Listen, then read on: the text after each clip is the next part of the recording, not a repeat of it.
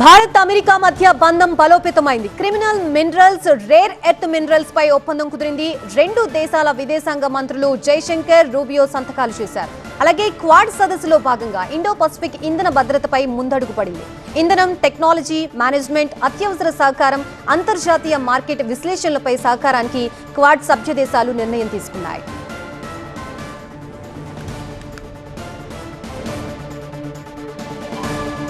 Bharat America మధ్య బంధం బలోపేతమైంది. Critical minerals, rare earth minerals పై ఒప్పందం కుదిరింది. రెండు దేశాల విదేశాంగ మంత్రులు జైశంకర్, రూబియో సంతకాలు చేశారు.